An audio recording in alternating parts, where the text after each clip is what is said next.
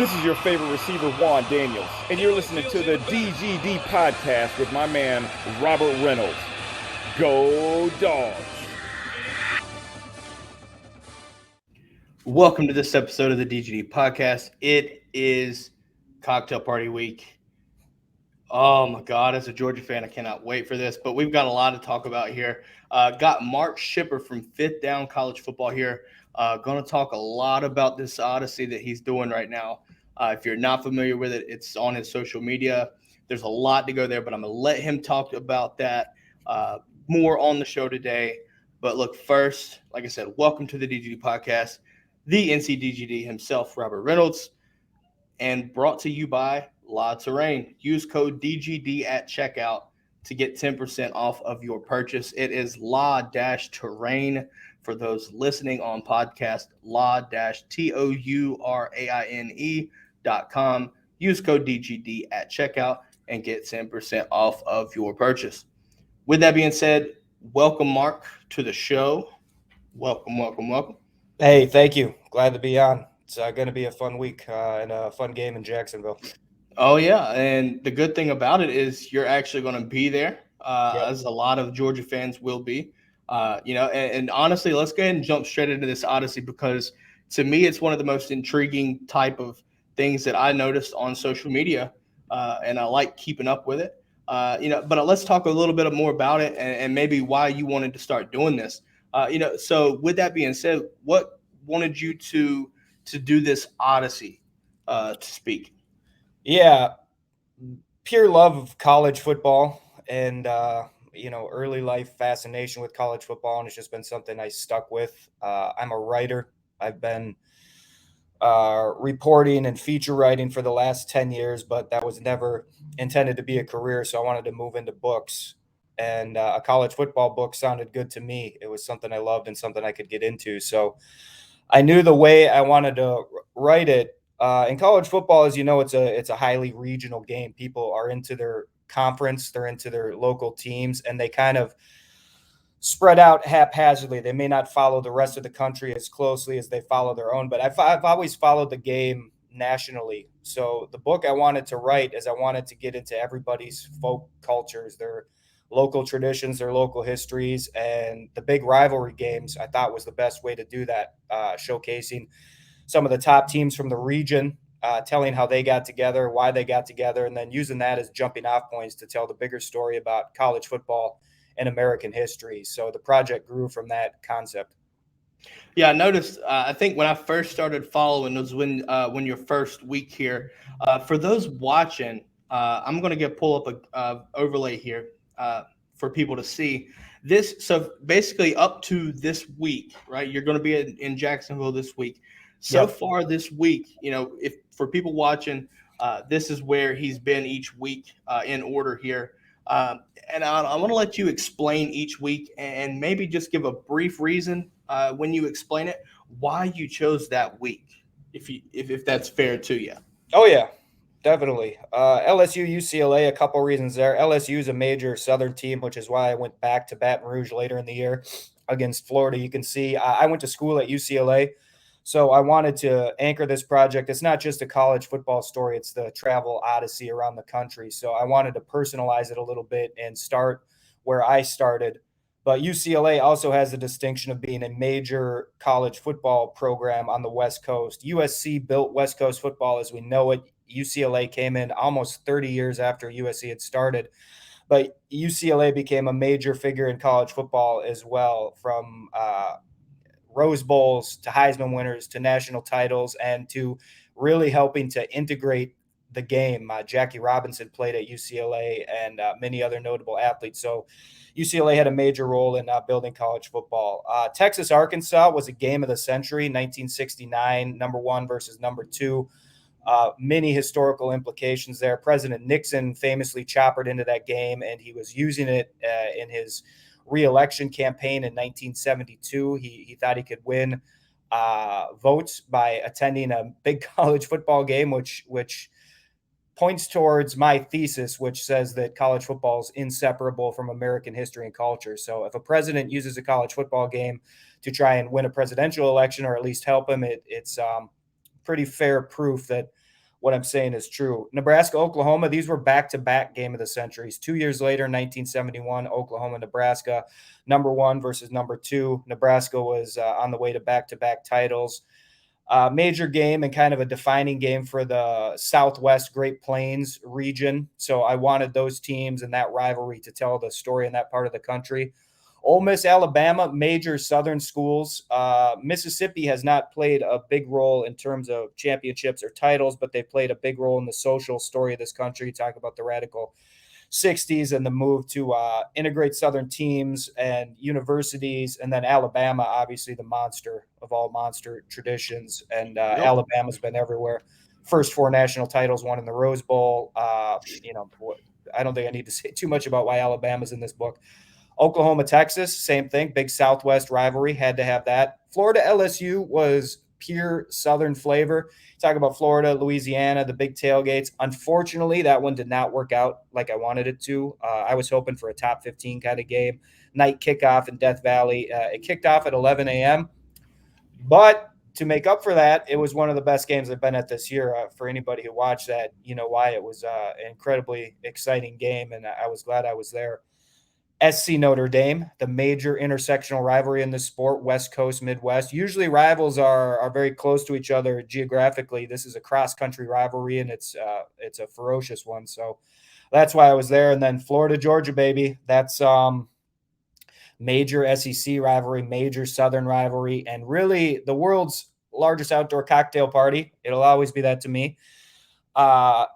Encompasses a lot of things that are just pure college football. And the reason I'm writing this book, from the land dispute between Florida and Georgia to the disputed records in the series to the traditions. I know the Okefenokee ore is new and it's not big, but it's interesting because it's 1,000-year-old cypress tree in the Okefenokee swamp between the 2 states. So it's really, even though it's new, it kind of embodies what a college rivalry is all about, which is that geography, that hostility, the disputes for players, the disputes over records, the close games, the seasons ruined and all that stuff. And then, of course, you got the huge atmosphere down there along the riverbank and at the formerly called Gator Bowl. And again, I go with the old stuff, so I still call it the Gator Bowl. So that's kind of how I got here. You know, it's interesting here. I should have put a disclaimer out, right? If you're not a history buff, you might want to be careful. I'm a history buff, so this is just music to my ears. So my fault for anybody that listens to this and you're not a fan of history. But look, when it comes to the fifth down, Odyssey, I think the history, talking about how college football has been, a staple and really, like you said, kind of regional, but it's nice to see, obviously me being in the South, kind of seeing what football, college football more so is like on the West Coast and up north and getting a lot of history in the meantime. So for me, obviously these big games, would it makes sense to go, especially I think, the Red River, Florida LSU is kind of one. I know you mentioned it wasn't what you wanted it to be, like a nighttime in Baton Rouge. Yeah. In my opinion, watching a night game in Baton Rouge is a different experience, right? It's just something about it down there. As soon as night, it just becomes like a bunch of crazy lunatics. Yeah. And that makes for good football, in my opinion, too, and an environment. So, obviously both teams have underwhelmed a little bit, but it is what it is. And obviously, the cocktail party, I want to get your thoughts here real fast. A quick question before we go on to the second half. Yeah. So obviously there's been a debate here, between, Georgia fans, things like that, where, people are torn on whether it wants to stay in Jacksonville or move it to a home and home. If you being a third party, would you like to see it in Jacksonville continue, or would you like to see it home and home? Oh, I love it in Jacksonville. I love the neutral site. I love the story behind that with the easy railroad access and the higher ticket prices and more monies for the school. I think the neutral site gives it a festival atmosphere that it wouldn't have on campus. And I think it's also one of the unique games in college football. And if you have something that's legitimately and organically unique in college football that goes back many decades, I think like 1933, they decided to make it permanent in Jacksonville, something like that. I think if you have something that goes back that far, unless you have a really good reason to change it, you shouldn't. So this rivalry would change in my eyes. If I was writing this book down the road a few years and it was home and home, I wouldn't be attending this game. So for me, Jacksonville is the spot to keep it. A lot of I think Jay Shipes here says anyone that owns a timeshare or condo in Jacksonville wants it to stay. And obviously, they just recently, I think the mayor of Jacksonville basically was announcing that their contract through 2025 now will stay in Jacksonville. Yeah. But a lot of Georgia fans kind of understand that. To me, you look at the proximity of this, right? And Yeah. it's 72 miles for the Gators, right, coming up from Gainesville. But you have to kind of take a plane to go from Athens. So there's been a lot of discussion and things like that. And I've seen a lot of theories on how to even it out, things like that, where you have some, 1 year playing in Jacksonville, the next one playing in Atlanta, things like that. But obviously, like the traditionalists, let me be clear there. Look, being in Jacksonville, it's always a fun time. It seems to be almost half and half every year, right? I don't expect it to be this year just because how big the gap is between these two. But it's still a crazy ass rivalry, right? It's going to be interesting, regardless of what's going on outside of that. Once you get into the cocktail party environment, it's just a whole different world. So far to the games you've been to, right? I want to pull this back up just to just for clear, help everybody out. What was your favorite experience, a game day experience, out of the ones that you've been to so far? Yeah, it's really tough. They're all interesting and unique for different reasons. I went through Norman twice for Nebraska, Oklahoma, and then I was in Norman again before I actually drove down to Austin and then back up to Dallas so I could get both distances and see what both teams go through. It's actually interesting when you talk about the disparity in distances for the cocktail party. One of the things that's really interesting about the Red River Shootout is that it's almost equidistant. It's like almost exactly the same distance from Austin to Dallas as it is Norman to Dallas. So I understand what Georgia fans are talking about there. It is a legitimate complaint. I would actually say that Oklahoma, Texas, if I had to pick one, would probably be my favorite for several reasons. The Cotton Bowl, the house that Doak Walker built, tons of college football heritage there.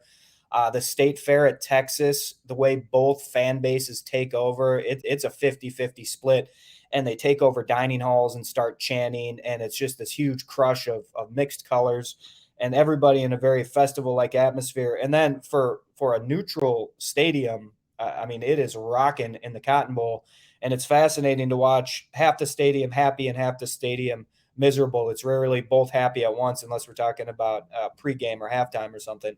Yeah. So I would say Oklahoma, Texas has probably stuck out as kind of the most unique college football game day experience so far. Now, with that being said, is there one specific game so far this year? Obviously, you have this list here that you've went to, but is there one specific game or anything like that to where you wish you would have went instead of that week? Is there anything like that? Like, I think my thought maybe being, and I want to get your thoughts on this, the A&M Bama game, right, at Kyle Field. That kind of made me wonder, like, when that game was played, is that a game that you would have rather went to over the one that you did? Or, is there another game in your head that, like, damn, I should have went to that one? Yeah, there's really not, because I didn't select these games for their value in 2021. I'd hope that many of these would be good, and usually they are because they're big rivalry games. Like Ole Miss, Bama was obviously a roll of the dice because that game can be a lot of Bama and a little Miss, and it kind of ended up being that way. But I picked these games with the bigger idea of the book in mind. So I needed their historical value and what they meant to building this sport to what we have today, to this multi-billion-dollar TV business that everybody loves. I needed that historical stuff as much as 2021. So, and I will also say I've essentially had amazing games at almost every stop. There have only been about two that weren't really competitive, and the others have just been sensational games, either upsets or just really tight games all the way. And I don't have any weekends where I thought I wish I would have done something else. Yeah, I didn't know. Obviously, I knew the logic behind it, but I knew it. But obviously, there's been some really interesting games, and with the parity in college football so far this year, Yeah. it's just chaotic every week. So, to me, I feel like if as a purist, right, I think that's really exciting. Especially when you're going across the country. Yeah. But let's go over here to the brigade here, looking, talking about obviously the cocktail party and things like that. Kirby's visor says if they get Gainesville and Jacksonville, we want Atlanta and Athens.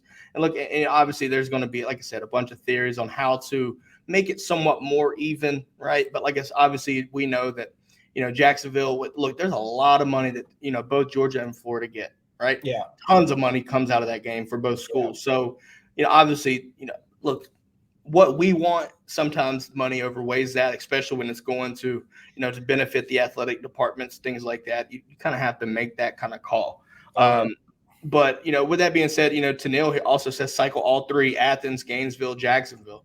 Like obviously, Kirby's mentioned this. I think Kirby wants to, kind of do a home and home just because it takes away from a recruiting weekend. But to balance that, I think what it should be, and if you're looking at that right there, honestly, I think you have the theory of, whoever is the determined home team that year gets to bring in recruits. Maybe that's a way to, right? Maybe that's a way to kind of even that playing field out from a recruiting standpoint, because, typically Georgia and Florida lose a home game every year. Regardless of your schedule, if it's playing in Jacksonville, you don't get recruits. I think you should allow recruits, but make it similar to a home game. I think that's how that kind of gets squared away there. That would help Kirby out. I think with the recruiting situation.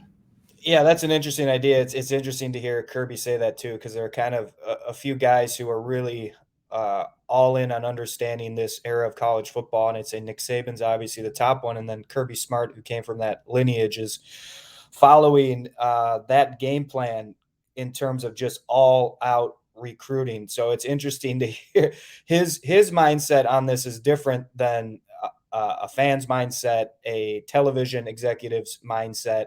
His whole thing is whatever I can do to keep getting good players into Georgia. I like that idea. I think both teams honestly should be allowed to bring recruits to this game for this reason. If I'm a recruit and Florida and Georgia want me on their football team, I want to experience this atmosphere. This is a huge selling point. I think it's a better selling point than you get every other year. You're going to get to go to Gainesville, and every other year you're going to play in Athens. I actually, if I'm a big time recruit, this is a showcase game. It's the 3:30 CBS. Most of the country tunes into it. Basically every year, 3:30. Yeah, basically every year. So let both teams bring recruits to this game and show them you come to our school, once a year, you're going to get to come down here and play in this wild festival-like atmosphere, and it's going to be a major memory for you as a college football player. Yeah, I think with your point here, just, from an instance as a recruit, if I want to go to this game, pick your side, right? Basically, I want to come, I want to take a visit and sit on the Florida side, as a Florida. Yeah. And that right there, you kind of, basically allocate some seats for recruits for Georgia, allocate some seats for Florida, things like that.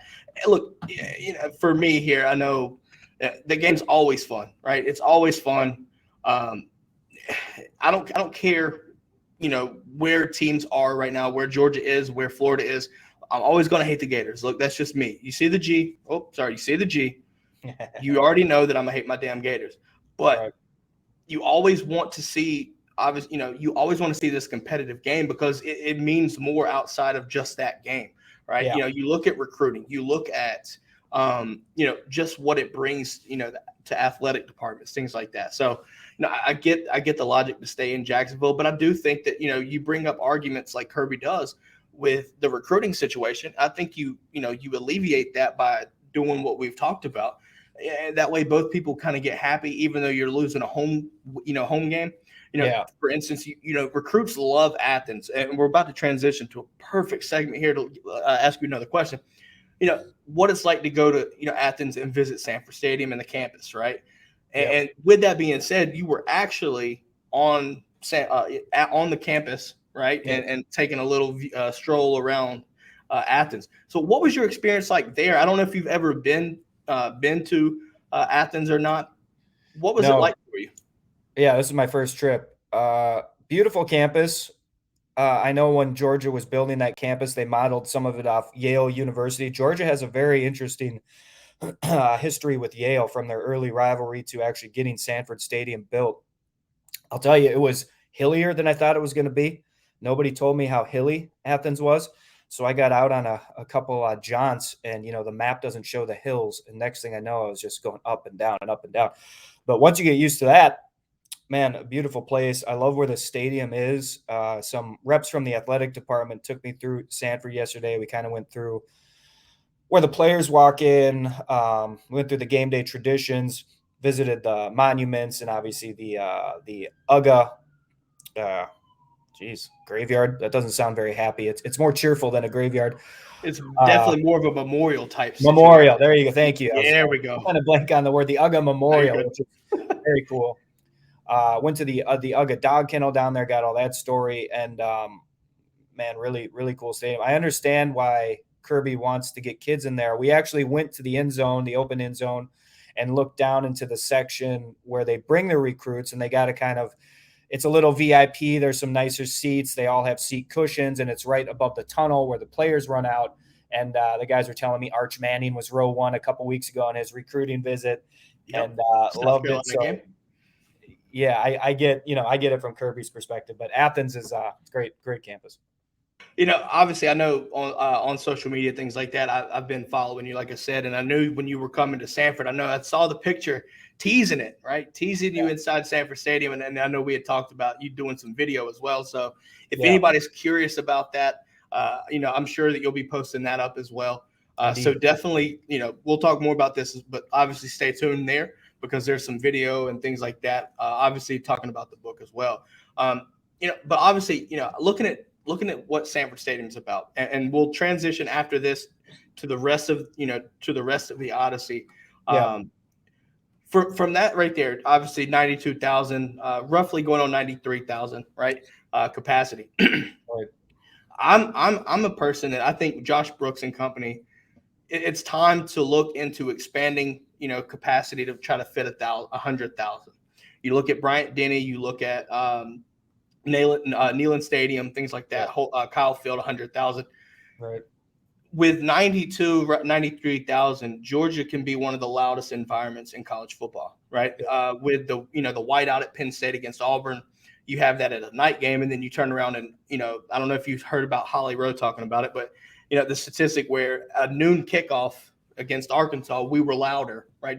Sanford Stadium was louder with like 14,000 people less, right? So just imagine Sanford Stadium with 100,000 or more. To me, that would just be ridiculous because, trying to picture this again, 2019 Notre Dame game comes to mind, right? Yeah. Obviously looking forward into the future, the marquee non-conference matchups, Kirby set up with Ohio State and Clemson, home and homes. Yeah. To me, that just screams like you think it's electric now. I can only imagine 100,000 people. Look, Dog fans, we're a breed of our own, no pun intended. Look, when it comes down to a kickoff and we're barking, sick on barking like 100,000 people, that would be absolutely fucking crazy. Just absolutely insane. Yeah, it would be. I know one of the things about that open west end zone, I believe, out to the road onto campus, I know that was kind of a cherished thing of Vince Dooley's, and he wanted that open so when the public could walk by, they could look into their stadium and their Georgia Bulldogs and have that opportunity. If they wanted to expand, I know I went to school at UCLA and they had a basketball coach named John Wooden. And when John Wooden got Pauley Pavilion built, he was from kind of another era, and he had the area behind the hoops. He did not allow them to start the grandstands until about 30 feet behind the baskets. We all know today in basketball, you want people right behind the hoop, distracting the free throw shooters and all that stuff. So Cameron Indoor's a perfect example of that. Yeah. So UCLA, when they redid Pauley Pavilion a few years ago for a couple $100 million, they brought the stands underneath the hoops. They, Coach Wooden had passed away, and it was just time to change Pauley Pavilion. So with Vince Dooley, I suppose there will come a point where you say, Coach Dooley had the right idea for the time, but now we need a bigger stadium, and we'd like to close in this end zone and add some more seats and get to 100,000. I could see there being a time when that happens, and if it makes sense financially for Georgia and for the TV networks, that I'm sure they'll do it at some point. I think so too, right? Like you have on the 600 level seats, right, on the visitor side. I'm no engineer, so I'm not going to tell you, how to do it, right? I'm just not, because, well, I'm not an engineer. But I think there's a way, maybe even to preserve that west end zone, right, and the mystique behind that, while still getting to your capacity, goal. Like I said, leave that to the guys that design this stuff and whatnot. But I do want to kind of transition, obviously, after the cocktail party, where you're going to go and obviously how you're going to finish out this odyssey, so to speak. So I'm going to let you continue with, obviously, after the cocktail party, where you're going to go and like I said, why you're choosing these locations. Yeah. Oregon, Washington. So I have UCLA and USC for Southern California. Oregon, Washington are that's a major rivalry in the Pacific Northwest. It's a bitter rivalry. These fans do not like each other. They go at each other all year on Twitter. Husky Stadium in Seattle is one of the great ballparks in college football. Washington calls it the greatest setting. It's on the shores of Lake Washington.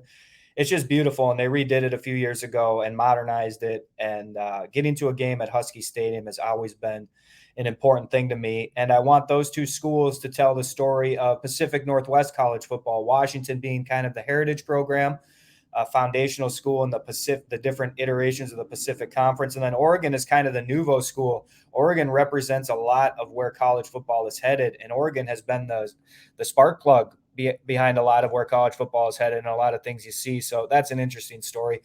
Florida State, Miami. I came up in the 90s is when I really got into college football, and it became a really important game to me. The state championship of Florida in the 90s between Florida State, Miami, and Florida always had a say in the national title, and it was just a ferocious rivalry. You talk about driving the game into the next century with the level of talent, with the speed of the game, with the ferocity of the game, and the sophistication of the coordinators and everything else. Florida was the driving force in that. So I'm actually going to be traveling up from Miami to Gainesville. I hope to do something cool in Gainesville and then on to Tallahassee for the game. And obviously it doesn't mean what it used to. And so the chapter is kind of a requiem, a look back at the 90s and what it meant and how it affects the game today. Harvard-Yale is the classic heritage game. I'll be at Princeton, then to Harvard, then to Yale at the Yale Bowl. The Rose Bowl was modeled after the Yale Bowl. And the Ivy Leagues are the reason we have college football. They created the game. They built the first interest in it. They started the Thanksgiving Day games at neutral sites, and everybody was chasing the Ivy Leagues. The Ivy League coaches went west and south and built programs, and it's the foundational spot for the game. So that's my heritage game. Ohio State, Michigan, obviously the major rivalry in the industrial north. That was another game when the sport left the East in the Ivy Leagues. They called it West, but it was really the Midwest. The Western Conference, now known as the Big Ten, was the next place where the sport of college football really boomed. The Big Ten was created in 1895. You look at the SEC as 1932 or 33. So the Big Ten was almost 40 years old at the time the major Southern Conference formed. So Michigan, Ohio State, I hope it's going to be interesting. Ohio State's been dominant, as everyone knows. I think it'll be a good one this year. I think it'll be closer than most of the other ones in the past, in my opinion. I agree, and I hope you're right. And then after that, I'm going to the SEC Championship, the best conference title game, the one that started it all. So I actually can't wait for that at the new stadium in Atlanta. I was very young, but I remember the Florida-Alabama opening game. It almost ruined Alabama's national title chances. It was almost a disaster. Had Florida won that game, had Spurrier's team pulled the upset, we might not have the conference championships we have today, but Alabama won and all was well. And then, of course, Army-Navy, which outside the Ivy League, this is my major heritage game. I have a friend who went to West Point. He's going to join me. I think we're sitting with the graduating class of his class, the old cadets that are coming back. So that's another one I'm really, when you talk about the pageantry and the brigades marching onto the field and the Corps cadets marching onto the field and the president possibly being there and what, the whole show at that game is something I'm really looking forward to. Yeah, I mean, you don't even have to be, most people don't really pull for Army or Navy unless you're a vet, or, Right. something like that, or you actually went there, to be a cadet and officer, things like that. Right. But look, myself as a vet here, I look at that game and, it's more to it than just football almost, right? You look at the, look at the, like you said, the pageantry and the culture and the, the environment, president going there every year, things like that. I know you have the Air Force Academy, which Air Force, I like how they're playing on the field. Yeah. But there's just something about, obviously, and with the Commander in Chief trophy between the three, Right. Look, Army, Navy, there's just something about it. It's historic. And it's always a good time. And about anybody outside, anybody in college football is going to pull for nobody there. They're just going to watch the football game and have a good time. So, I look at it that way, right? I think it's just something that, it's just something I could see making sense why you would want to go there just based off the history alone. With that being said, out of those games, which one are you most excited for? If Michigan and Ohio State stay on their courses and Michigan holds serve and gets into that game either undefeated or one loss, I'm really looking forward to Michigan and Ohio State. I kind of wish it was in Columbus because I've been to a game in Ann Arbor, but a packed big house the day after Thanksgiving sounds like a lot of fun to me. Or sorry, the Saturday after Thanksgiving sounds like a lot of fun to me. And then the Army Navy is one I'm really looking forward to. We talked about all the pageantry and heritage and stuff. Army Navy is another one of these games that was a driving force for much more in American culture. When you talk about television and the spread and use of television, Army Navy was on TV before almost any other game. And oftentimes it was the only game that was broadcast way in the early games of the early years of television. So it's been, that's college football. When I talk about being baked into the history and heritage of the United States, that's the other kind of stuff I'm talking about. The development of radio, the development of television, the development of sports as a property that we consume in this country. College football, as much as anything, Major League Baseball, you can put right there, but college football is the driving force behind that. And Army Navy is one of those major games. So I'm looking forward to all of them, but those two I'm kind of I have high hopes for. I mean, rightfully so, right? I think you look at the playoff implications, right, with Michigan and Ohio State. Obviously, like you said, the history behind the Army-Navy game, everybody can watch it, right? I think it's just something you can watch and just enjoy the game, right? Yeah. Even if it's an ugly game, productivity-wise on the field, it's still one of those games that, like, most people tune into. Not everybody, right? It's not for everybody, but, most people will hop in. So, look, we're going to have a Q&A here, obviously, for everybody in the brigade that they know what's going on. But with that being said, I know you have some travel stuff to go on. So, if you want to stick around, obviously feel free. But if not, we completely understand. But before we wrap up the show, I do want to give you a chance to let people know where they can find out more about you and the Odyssey if they're interested to find out more about it. Yeah, definitely. Yeah, I'll stick around for a few minutes. I got a few minutes to take some questions if people have them. Yeah, so I'm all over social media. Fifth Down, you can see my shirt. It's Fifth Down, 5TH, and CFB for college football. That's fifthdowncfb.com. That's my website. If you go there, please drop off your email. I send out a newsletter a week. That's where you can kind of follow where I'm at and what's going on. And that's where I'll be keeping people up to date on the book that's being written and when that's ready to go. Beyond the website, I'm all over social media. I'm on Twitter all the time. We chat all the time on Twitter. Twitter and Instagram and YouTube are going to be the best. I'm on Facebook, but not very often. And I'm on LinkedIn a little bit, but not very often. So if you want to chat, find me on Twitter, YouTube videos, all that stuff. But the website, go there, drop off your email. We can keep in touch and you can follow this book project, which is the end point of this whole thing. It's a book on college football and its place in American history. Absolutely. So with that being said, though, guys, we're going to wrap up today's show. But before we do, just want to let everybody know, listening, watching, November 5th, we're doing obviously the DGD podcast. We'll be doing our Veterans Day show We will not have shows that following week, the week of Veterans Day, which is why we are doing it early. So November 5th, we're going to do special guests. We're going to talk college football, do a military story time for anybody that's curious and wants to hear stories about, experiences while we were, me and guests were in the military. We'll do that right there. Look, everything, donations are going to be able to happen as well. Donations go straight to the Wounded Warrior Project. And also with lots of rain for the week from November 5th to November 12th, there is a special code, DGD Vet Day. Use that code for 15% off. And if you do use that code, you will be entered to win a Lots of Rain gift card. So with that being said, this wraps it up for the DGD podcast. Mark, just wanted to say thank you again for coming on. My pleasure having you on. I know you're getting famous, man. People, like I said, you were on Feinbaum and things like that. We'll talk about that with the brigade in just a second if they want to. Obviously, look, if you're on YouTube, like, subscribe, follow, YouTube, Facebook, Twitter, Twitch. Make sure you like it as well. It helps the show a lot. Wherever you get your podcast, find us, listen to us, rate us, review us. With that being said, though, go Dogs, fuck the Gators, and have a good one. We'll catch you tomorrow. Thanks for having me on. This is the DGD Podcast. Go Dogs.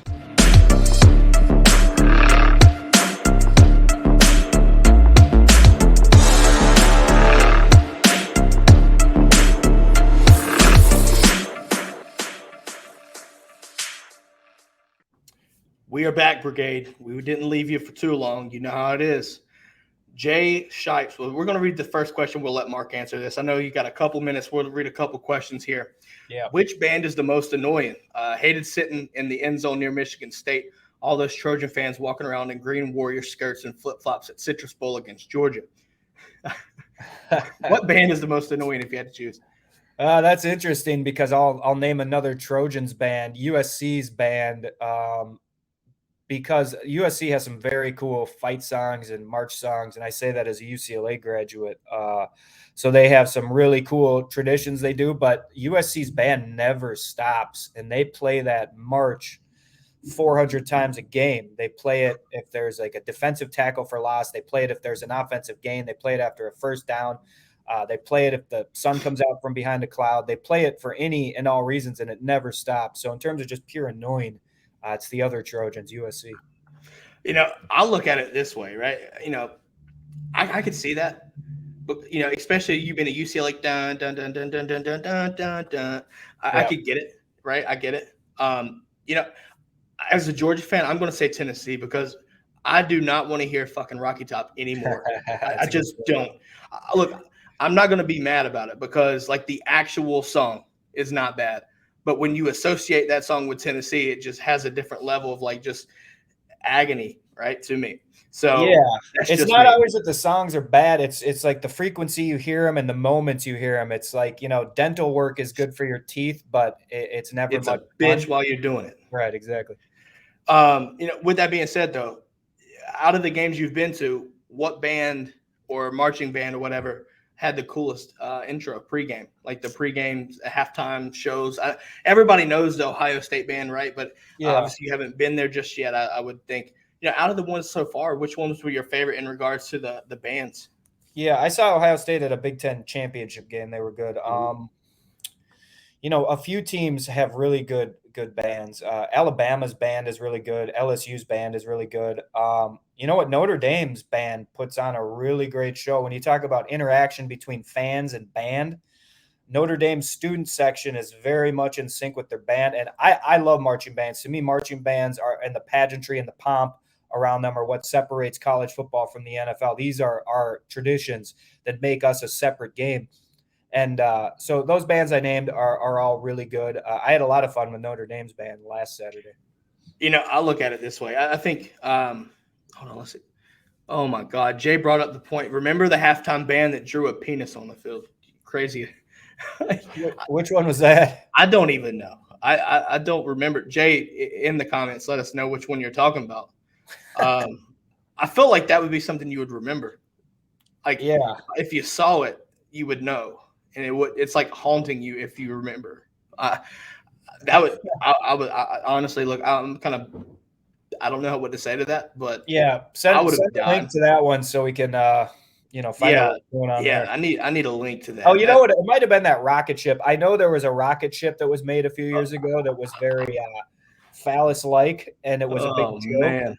But I don't think it was intentional. I don't know. It looked like Pedro. If you know Varsity Blues, you get the reference. Oh yeah. No, honestly though, obviously with the Odyssey, man, it's one of those things that was interesting. What was your experience like talking to Paul, man? Look, Georgia fans, either you love them or you hate them. I think that's with every SEC fan, really, even college football fan. What was that experience like going on the Fonbaum show? Yeah, here's the thing I say about all that stuff is these guys, when they're on the radio and television, you got to remember that they're not there to be right. They're there to be interesting or compelling. They're there to drive conversation.